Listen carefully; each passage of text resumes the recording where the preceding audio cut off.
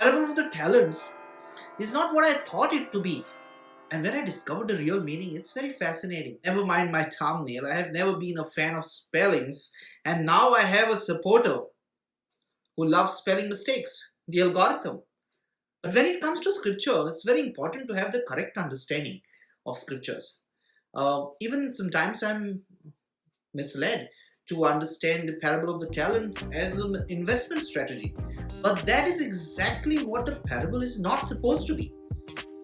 Let us look at this parable and what it really means.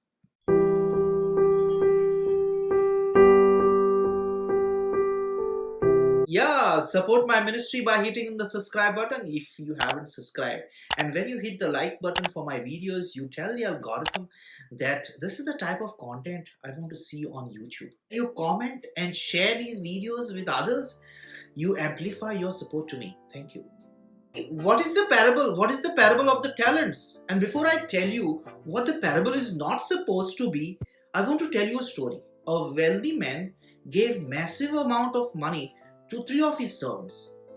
The first two quickly went ahead and doubled his money. The third one hid his money in the ground.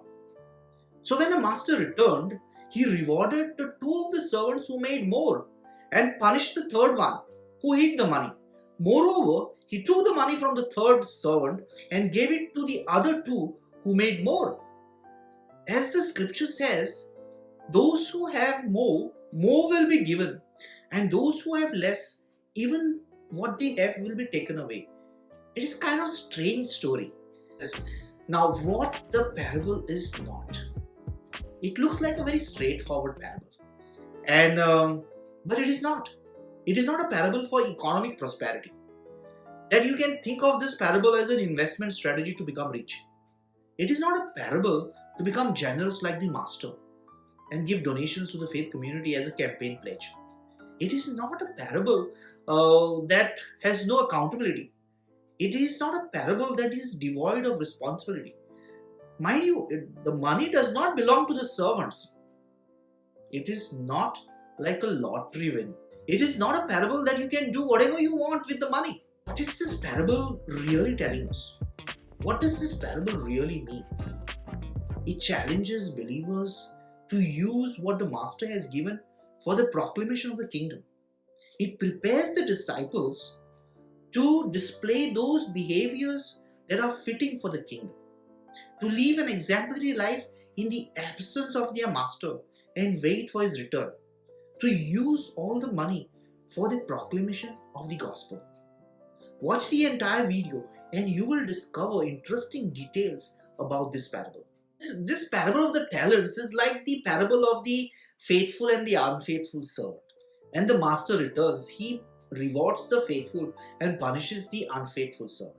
It is also like the parable of the wise and the foolish maidens. When the bridegroom comes, he takes to the wedding banquet those of the 5 wise ones who are ready, and the 5 who are not ready are rejected at the door. How much money did the master give it to his servants? All of us are curious. Definitely we know that's a huge amount of money. But as the scripture says, to one he gave 5 talents, to another he gave 2 talents, and to one he gave 1 talent, each according to their own ability.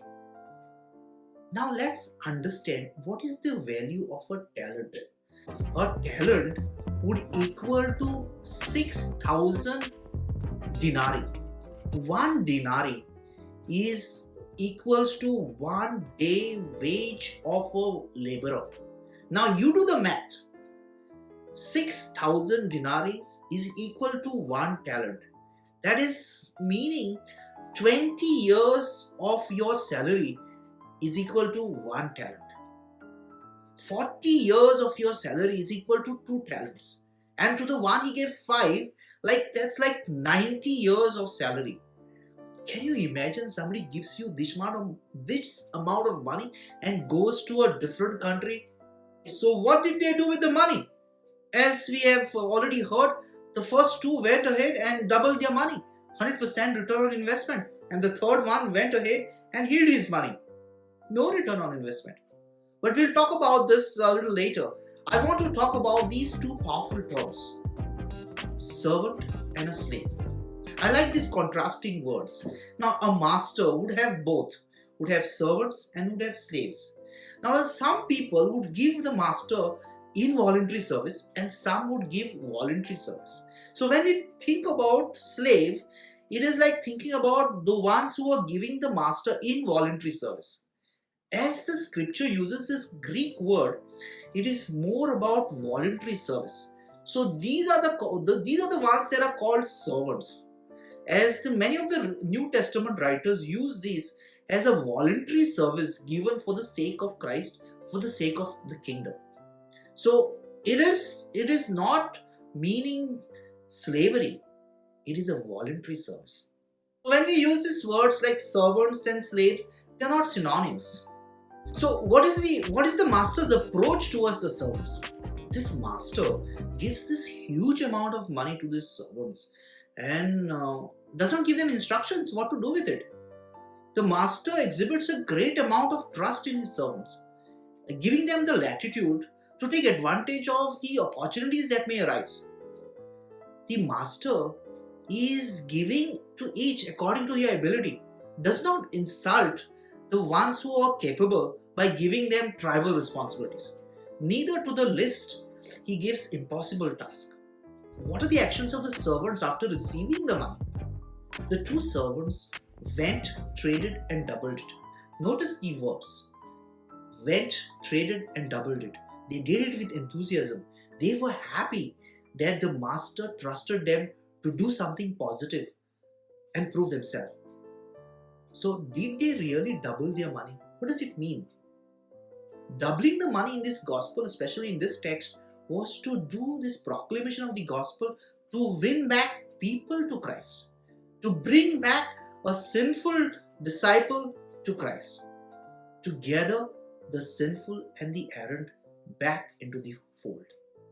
But one of the servants went away, digged the earth and hid the money. There is something to it. The rabbinical law does not hold the one who hid the money accountable if the money is lost. So it is very clear the third servant wanted to escape responsibility. Now Jesus compares hiding the money to failure. Now Jesus says, do not hide your light under a bushel. But this parable of the talents tells us it is dangerous to do so, because the final punishment, the final judgment is tough on those who fail to proclaim the gospel, to bring others to Christ. The servants with 2 talents and 5 talents are progressive. At once they went, traded and doubled it. Whereas the servant who is with having 1 talent is regressive. He went, digged the earth and hid the money. Now why am I telling you this? The servant who went off immediately reciprocated the trust that was bestowed on them.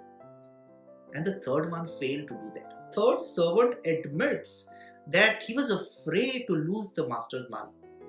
While the 2 servants focused on the generosity of the master, the third one focused on the tough side of the master. He tells us the master's character is like the one who reaps where he has not sown and he gathers where he has not scattered seed. So the third servant acts out of fear, is not affectionate towards his master, and fear paralyzes him. So what is the master expecting? As we have heard earlier, the master is expecting the servants to behave faithfully in his absence, to continue his work and to take the risk, make profit and exemplify his behavior. The 2 of the servants who were successful, the master rewards them. But the third one fails and the master punishes him for eternity. The third one really wanted to escape the punishment because he knew he failed. To understand this parable, we need to understand what faithfulness looks like. What is faithfulness in action? As the disciple is waiting for the return of his master, he is waiting with enthusiasm and joy. When Matthew talks about faith in action, he talks about feeding the hungry, visiting the sick and the imprisoned, blessing the meek, and serving the least. When Jesus announced the kingdom, these are the things that he did. When Matthew talks about faith in action, he's talking about acts of mercy. Faithfulness in action involves acts of mercy, feeding the hungry, visiting the sick and the imprisoned, clothing the naked, and welcoming the stranger. That's exactly what the two faithful servants did, not just double their resources. And a faithful servant will hear those powerful and gracious words. Well done, good and faithful servant. Yeah, I invite you once again to support my ministry by hitting the subscribe button if you haven't. And when you give a like for this video and share this video with your friends, you are amplifying your support for my ministry. And we will meet in the next video. Continue watching videos on this channel.